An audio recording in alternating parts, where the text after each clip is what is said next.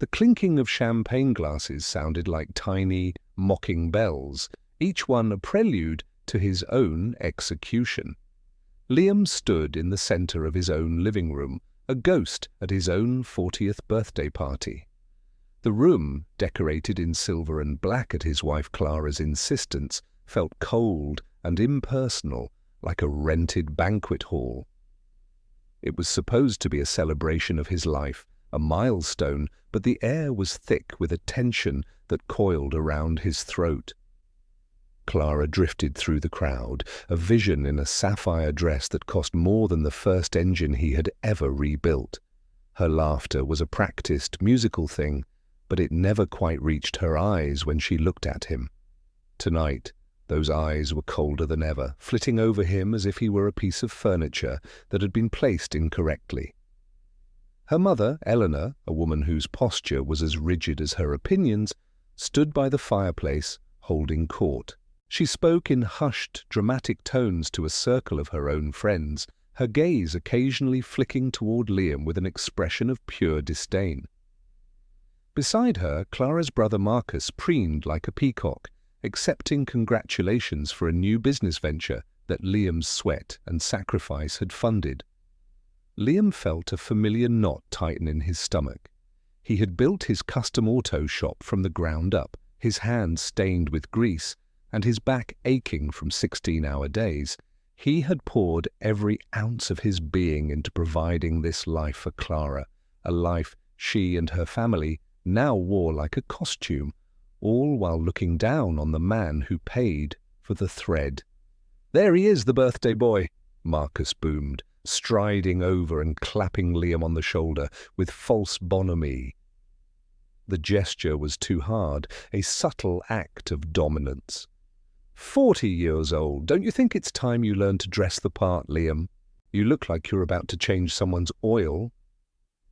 A ripple of cruel laughter went through the nearby guests. Liam looked down at his simple, clean suit. It was the best one he owned, but in this sea of designer labels, it felt like a pauper's rags. He offered a tight, forced smile. "Happy to see you're enjoying the party, Marcus." "Oh, I'm enjoying the fruits of your labor, that's for sure," Marcus said, his voice dripping with condescension. He winked at a nearby guest. "Someone has to get their hands dirty so the rest of us can live well." Clara glided over, her smile as sharp as broken glass. She placed a hand on Liam's arm, her perfectly manicured nails digging in slightly. Now, Marcus, be nice. It's Liam's special day." Her words were for the audience, but the look she gave Liam was pure venom. It said, "Know your place." The party dragged on, an agonizing performance of a life he was no longer sure he was living. He watched his wife and her family accept praise for their success, for their beautiful home, for their generosity in throwing this party for the simple mechanic who had married into their world. Every compliment they received was a small, sharp cut against his soul. Finally, the moment came. Eleanor tapped a glass with a silver spoon, the sound cutting through the chatter like a blade. "If I may have everyone's attention," she announced, her voice resonating with theatrical importance. "My daughter Clara has a very special birthday surprise for her husband." A murmur of anticipation went through the room. Guests turned toward Liam, their faces a mixture of curiosity and pity. He braced himself, expecting some new, inventive form of humiliation disguised as a gift. Perhaps a set of new coveralls or a gold-plated wrench. Clara stepped forward, a pristine, cream-colored envelope in her hand. She didn't look at Liam.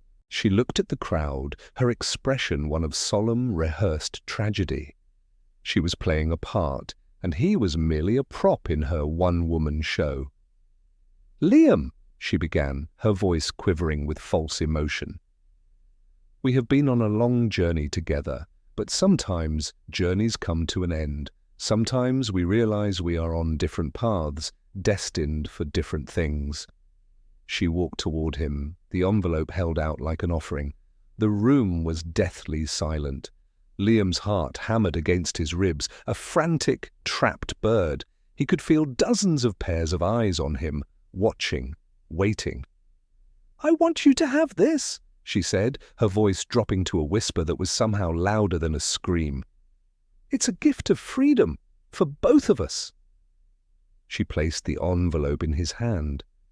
It felt impossibly heavy. His fingers fumbled with the seal, his movements clumsy under the intense scrutiny of the crowd. He pulled out the folded documents inside. The bold, stark words at the top of the page seemed to leap out and strike him in the face. Petition for dissolution of marriage. Divorce papers. She was serving him divorce papers at his own 40th birthday party, in front of everyone they knew. The cruelty of it was breathtaking, a calculated, devastating blow designed for maximum public humiliation. The air rushed out of his lungs. The room began to spin, the faces of the guests blurring into a gallery of morbid curiosity. Clara's voice cut through the haze. "As you can see," she announced to the stunned audience, "I've decided to move on. Liam and I have simply grown apart. My family's world and his, they were never meant to mix." Eleanor stepped forward, placing a supportive arm around her daughter. "She's been so brave," she said, dabbing at a dry eye. "It's been difficult, trying to elevate someone from his station, but some people simply can't be changed." Liam stood, frozen, the papers clutched in his hand. He felt a strange calm descend over him, a cold, clear silence in the eye of the hurricane. He looked at Clara, at her mother, at her smug brother. He saw them for what they were, not as family, but as predators who had been feeding on him for a decade. And in that moment of absolute degradation, his mind went to a small, heavy object in his pocket. A small, ornate key his grandfather had given him on his deathbed years ago. A key whose purpose he had never understood. He looked back at Clara, a slow, cold smile touching his lips for the first time that night. It wasn't the smile of a broken man. It was the smile of a man who had just been handed the weapon he needed for the war he never knew he was fighting. "Thank you, Clara," he said, his voice quiet but clear, cutting through the whispers. "This is quite a gift. But it's funny you should mention gifts." He reached into his pocket. "Because I have a gift for you as well. In fact, it was already signed." The history of their marriage was a story written in his calluses and her receipts. Liam met Clara when he was just a young mechanic with a dream, operating out of a small rented garage. He was smitten by her beauty and what he mistook for sophistication. She and her family saw him as a project, a stepping stone. They saw the raw ambition in him not as a virtue, but as a resource to be exploited. He had worked tirelessly, driven by a love he believed was real. He expanded the garage, hired a team, and built a reputation for being the best custom car builder in the state. The money started to flow, and as it did, the demands of Clara and her family grew. They convinced him to move into a lavish home in their upscale neighborhood, to buy the luxury cars, to fund Marcus's series of failed business ideas. "It's about image, darling," Clara would say, waving a dismissive hand. "We have a certain status to maintain. You can't expect my friends to respect us if we live like you're still just a simple grease monkey." He had allowed them to convince him that he was the simple one, that he didn't understand the complexities of their world. He let Clara handle the finances, believing she was better with numbers and planning. He trusted her to put his name on the deed to the house, on the business registration. He worked and she spent. That was the silent, cruel arrangement that governed their lives. Eleanor was the architect of his domestic misery. She would visit the house and run a white-gloved finger over a tabletop, her lips pursed in disapproval. "A man's home is a reflection of his wife, Clara," she would say, loud enough for Liam to hear from the other room. "You must work harder to polish the rough edges." The rough edges were always him. His friends from the old neighborhood were no longer welcome. His simple hobbies were deemed uncivilized. His very presence in their pristine, curated world was treated as a temporary inconvenience, the price they had to pay for the lifestyle he provided. They saw him not as a man, but as an ATM with dirty fingernails. Their contempt was a constant low hum in the background of his life. It was in the way Marcus would borrow money with no intention of paying it back, sneering that it was the least Liam could do. It was in the way Eleanor would correct his grammar at the dinner table. It was in the way Clara would turn away from him in bed, her body rigid with a disgust she no longer bothered to hide. He endured it all, telling himself it was for love, for the family he thought he was building. He believed his hard work would one day earn their respect. He was a patient man, a man who believed in fixing things that were broken. But he had failed to see that they were not broken. They were built this way. They were hollow, and they were trying to hollow him out too. Now, standing in the wreckage of his birthday party, the divorce papers feeling like acid on his skin, he finally understood. Their cruelty wasn't a flaw, it was their nature. The public humiliation was not a spontaneous act of anger, it was a meticulously planned execution. They were getting rid of him now because they believed they had taken everything of value. They thought the business, the house, the money, it was all theirs. They were discarding the husk after feasting on the fruit. After the last guest had departed, leaving a trail of whispers and sympathetic glances, the three of them stood before him like a tribunal. Clara had shed her false tears and now wore an expression of cold triumph.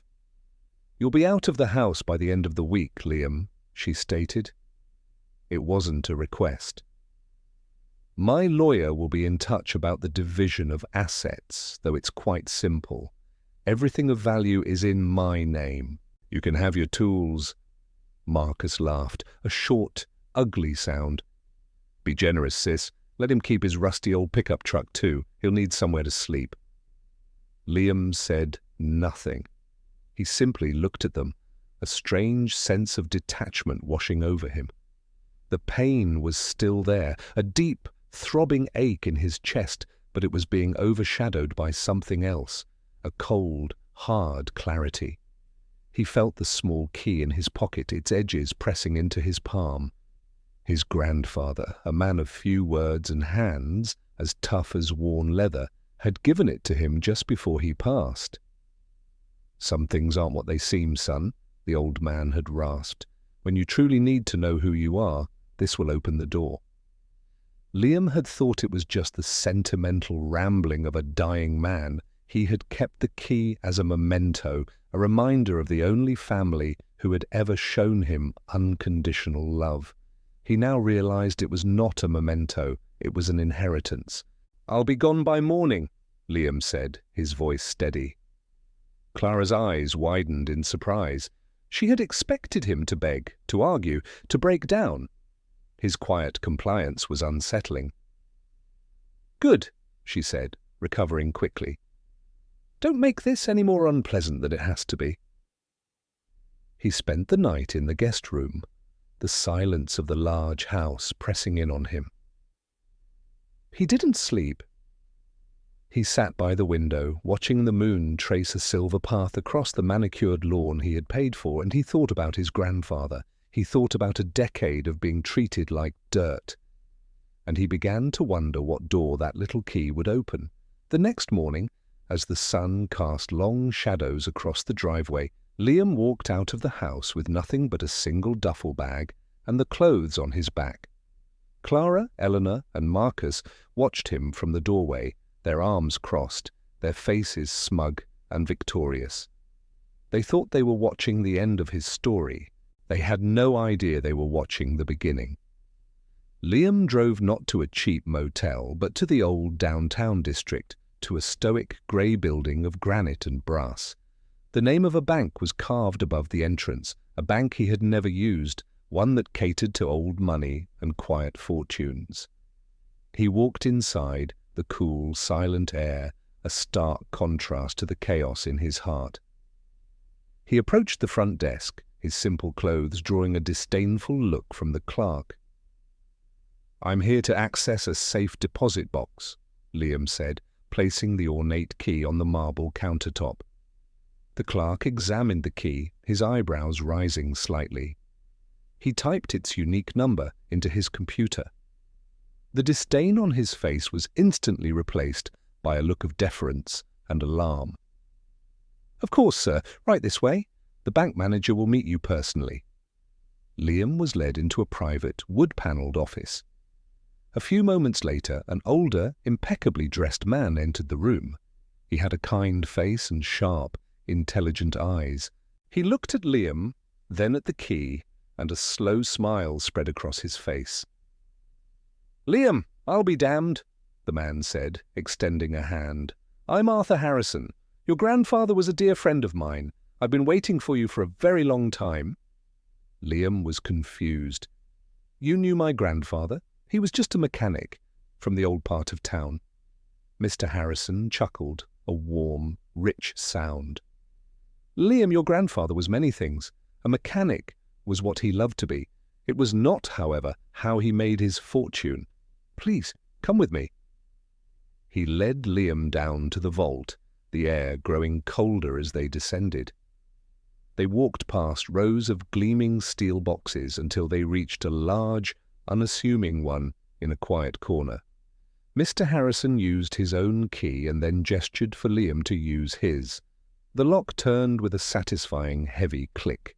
Mr. Harrison pulled the long metal box out and placed it on a nearby table in a private viewing room. "Your grandfather, Alistair, was a brilliant man," he explained, his voice gentle. "He wasn't just a mechanic, he was an innovator. He designed and patented a series of logistical systems for global shipping in the 70s. He was the silent majority partner in one of the largest logistics corporations on the planet." Liam stared at him, the words not making any sense. "My grandfather? He drove a beat-up truck and lived in a tiny house." "He was a simple man," Harrison agreed. "He believed that a man's worth was in his character, not his wallet. He saw the way wealth could corrupt people, so he lived humbly. But he made sure his family would always be protected." Harrison opened the box. It was filled not with cash or gold, but with documents, thick stacks of stock certificates, deeds, and trust agreements, all bearing the name of a holding company Liam had never heard of, Alistair Holdings, LLC.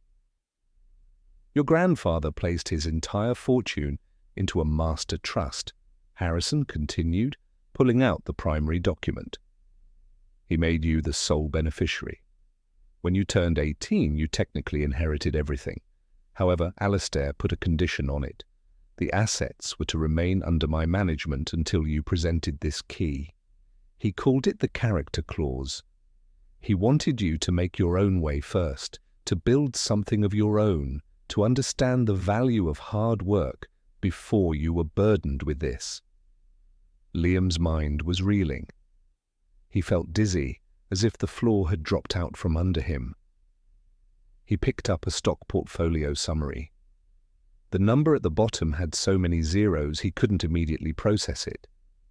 It wasn't millions, it was billions. I don't understand," Liam whispered, his voice hoarse. "You are one of the wealthiest men in the country, Liam," Harrison said softly. "You have been for over 20 years. You just didn't know it." Then another, more devastating realization began to dawn on him. He thought of his auto shop, the one he had poured his blood and sweat into. He thought of the house he believed he was slowly paying off. Harrison seemed to read his mind. He pulled out another file. Alistair was a cautious man. When you started your business, he wanted to help without you knowing. The initial business loan you got, it came from the trust. The building your shop is in, the trust owns it. When you married Clara and bought that house, you thought you were taking out a mortgage from a standard bank. He slid a deed across the table.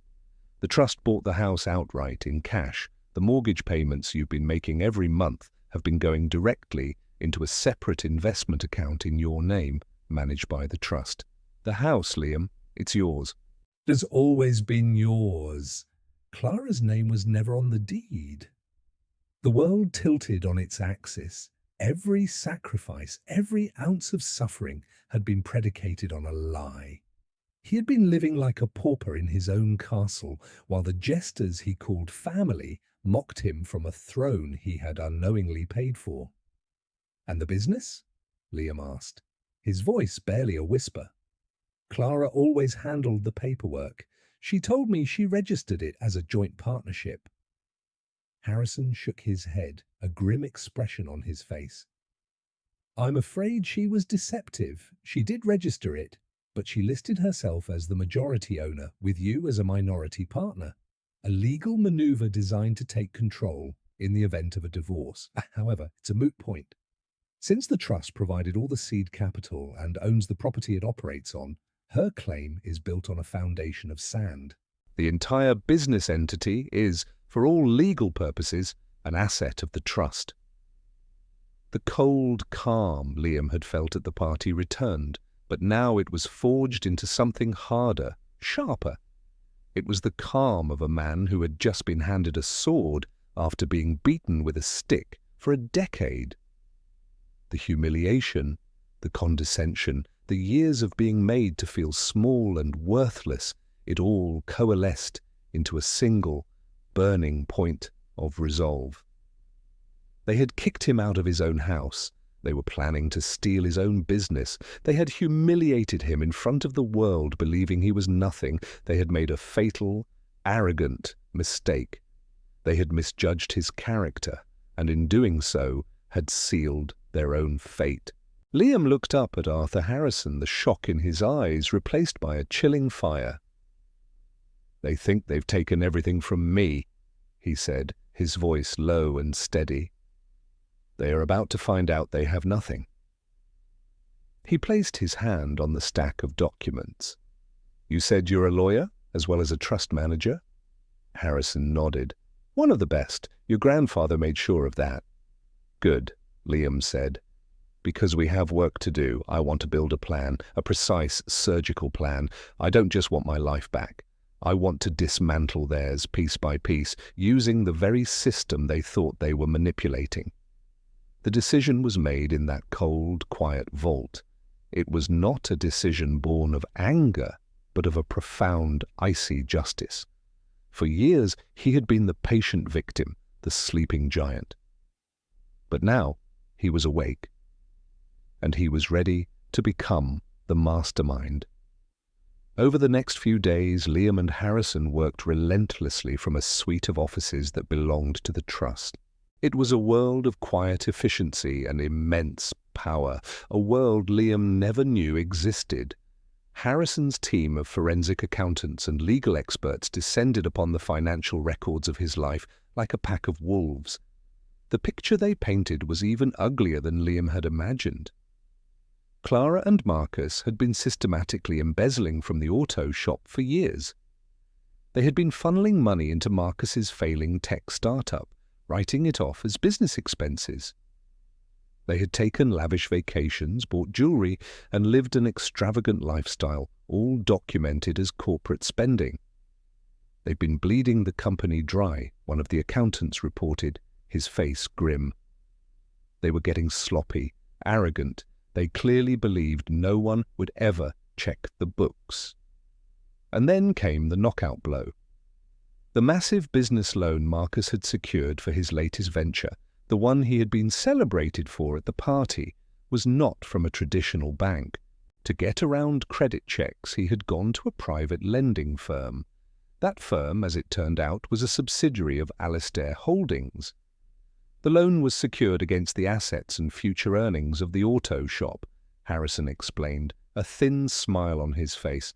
An asset which, as we know, they do not legally control. This constitutes fraud, and as the ultimate owner of the lending firm, you have the absolute right to recall that loan immediately. The plan began to take shape, elegant in its simplicity and devastating in its consequences. It was a legal and financial masterpiece designed to use their own greed and corruption as the weapon against them. Step 1 was the loan. Harrison, acting on behalf of the lender, drafted a formal letter recalling the entire multi-million-dollar loan, citing material misrepresentation of assets, fraud. The full amount was due in 72 hours. Step 2 was the audit. A formal notice was sent to Clara as the listed majority owner of the auto shop, informing her of an immediate and comprehensive forensic audit by the parent holding company. All business accounts were to be frozen, effective immediately. Step 3 was the property. Eviction notices were drawn up for the house. Since Clara was not an owner and was now legally separated from the sole beneficiary of the trust that owned it, she was merely a tenant with no lease. She would be given 10 days to vacate the premises. "This will be a cascade," Harrison warned, though his eyes gleamed with the thrill of the fight. "The moment the loan is recalled, Marcus's company will implode. The frozen accounts will cut off their cash flow.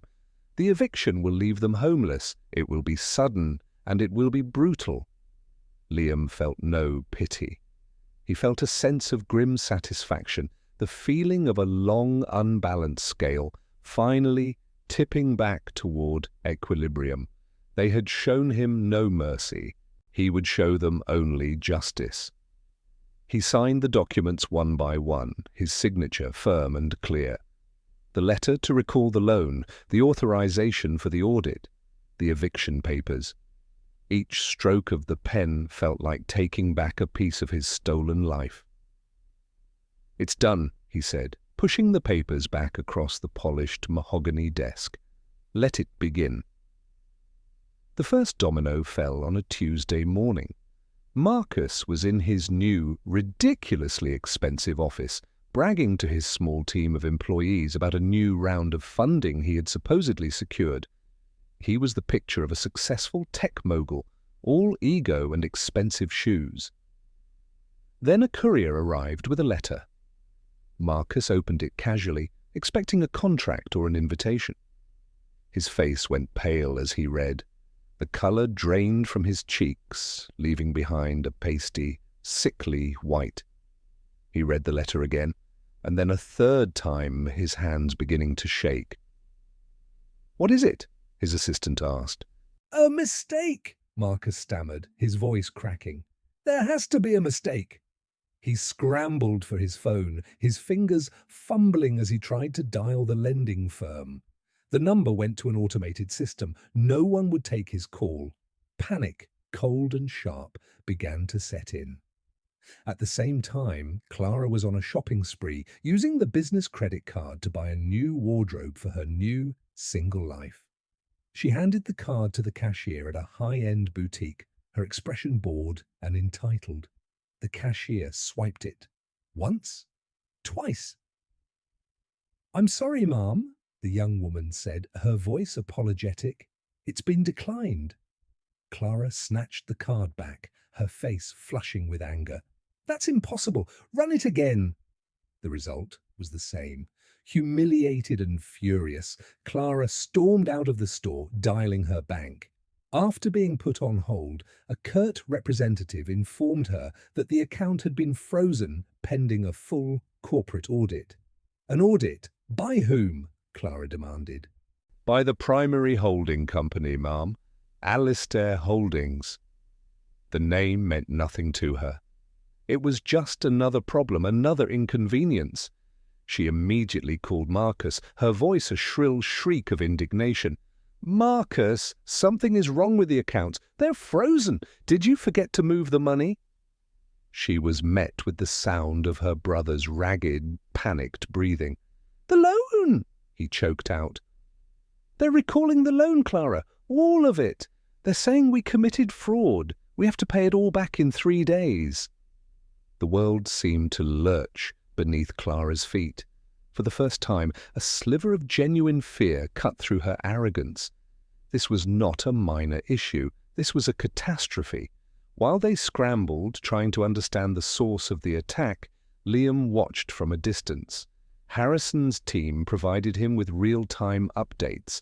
He maintained a facade of silence, letting their own panic and confusion become his ally. He had disappeared, and in his absence, their carefully constructed world was beginning to crumble. The next day, the cascade accelerated. Without funding, Marcus's company collapsed overnight. His employees, realizing they wouldn't be paid, walked out. Angry investors started calling, demanding answers he didn't have. The news of his spectacular failure spread like wildfire through their social circle. Then came the repossessions. The luxury cars, 2 sports cars and an SUV were all registered as company vehicles. Flatbed trucks arrived at the house in the middle of the afternoon, drawing the attention of the entire neighborhood. Clara and Eleanor could only watch in horror as the symbols of their status were unceremoniously hauled away. "This is Liam's fault!" Eleanor shrieked, her face contorted with rage. "He's doing this somehow! That worthless grease monkey is trying to ruin us!" But they couldn't comprehend how. In their minds, Liam was a powerless, broken man. They couldn't connect their current disaster to the man they had so easily discarded. Their arrogance was a blindfold they had willingly tied over their own eyes. The final blow of the week arrived via certified mail. It was a thick envelope containing the eviction notice. Clara stared at the legal jargon, but the words were brutally clear. Vacate the premises within 10 days. The owner was listed as Alistair Holdings Trust. That was the moment the pieces finally, terrifyingly, clicked into place for Clara. Alistair, Liam's grandfather. Frantic and desperate, she called the law firm listed on the notice, demanding to speak with whoever was in charge. She was told that a meeting could be arranged to discuss the terms of the eviction. Believing she could negotiate, bully, or charm her way out of this, she agreed. She told them she would be there with her mother and brother. "And I want Liam there," she spat into the phone. "I want to see his face when I sue him for every penny he doesn't have for causing all this." The receptionist's voice was calm and professional. "Mr. Miller has already confirmed his attendance." The setting for the final confrontation was a large, intimidating boardroom on the top floor of Harrison's law firm. The room had a single, massive oak table and floor-to-ceiling windows that offered a panoramic view of the city, a city that now seemed to belong to Liam. He was there first, sitting at the head of the table with Arthur Harrison by his side. He wore a perfectly tailored dark grey suit, a quiet symbol of his new reality. He was calm, his posture relaxed, his face an unreadable mask.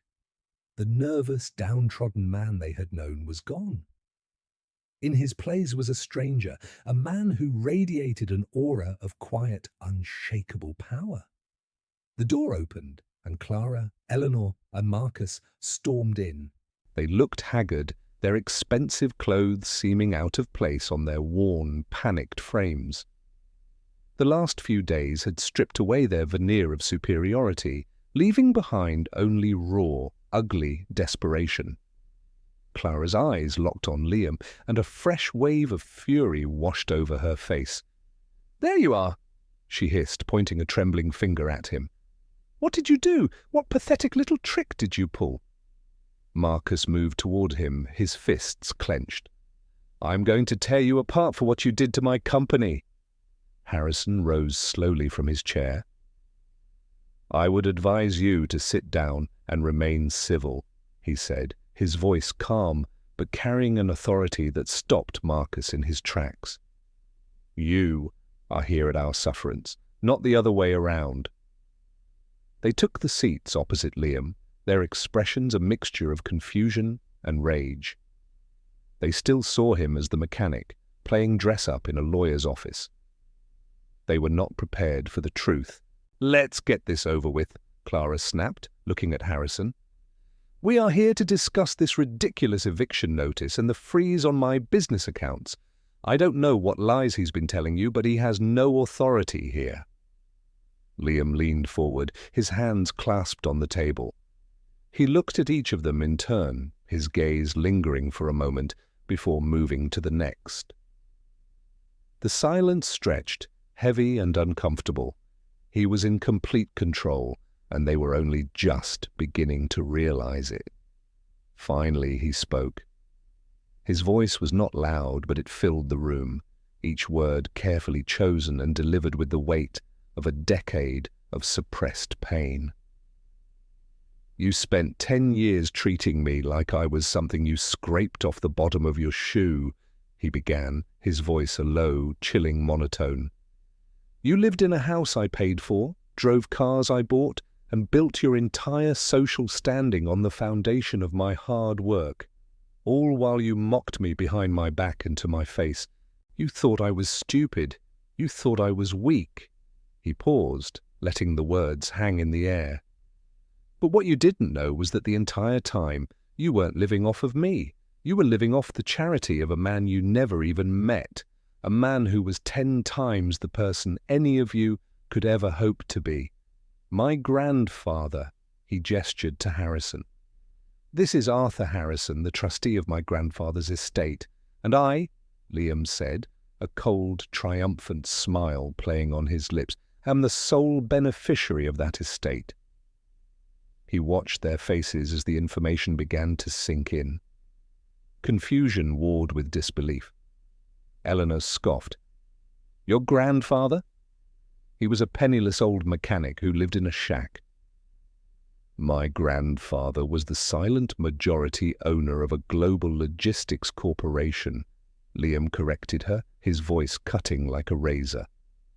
"He was a billionaire who chose to live humbly because he knew what greed and status did to people.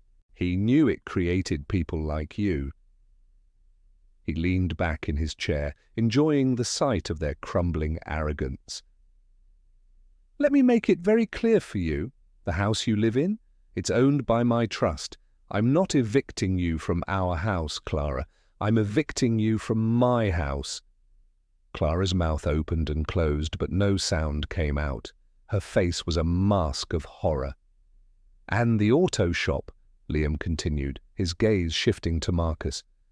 "The business you and Clara were so cleverly embezzling from. It was funded and is owned by my trust. Your attempt to register it in your name was a cute little fraud, but ultimately meaningless.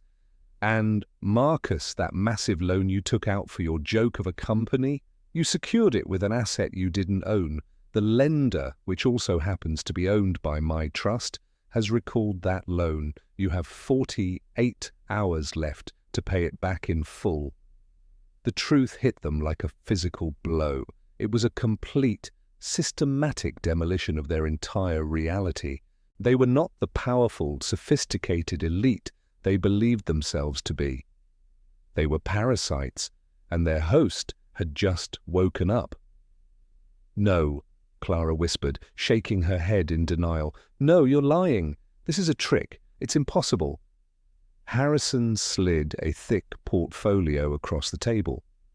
"I assure you, it is all very possible and very legal.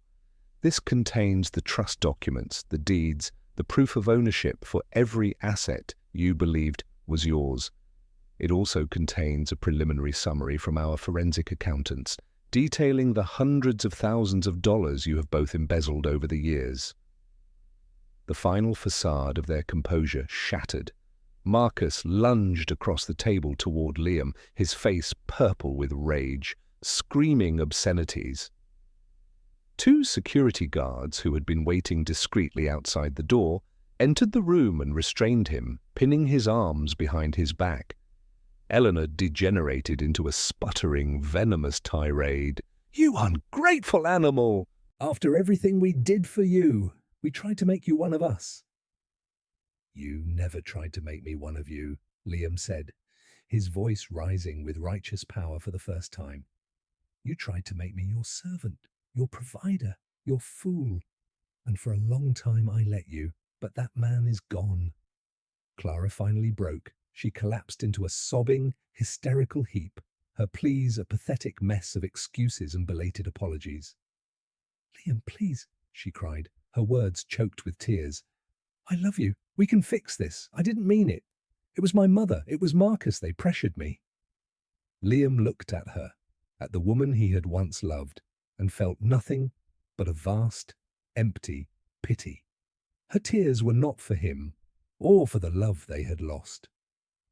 They were for the money, the status, the life that was now gone forever. He stood up, straightening his suit jacket. He had said everything he needed to say. The reckoning was complete. "You have 10 days to get out of my house," he said, his voice devoid of all emotion. "Mr. Harrison will be in touch regarding the criminal charges for embezzlement and fraud. Goodbye, Clara."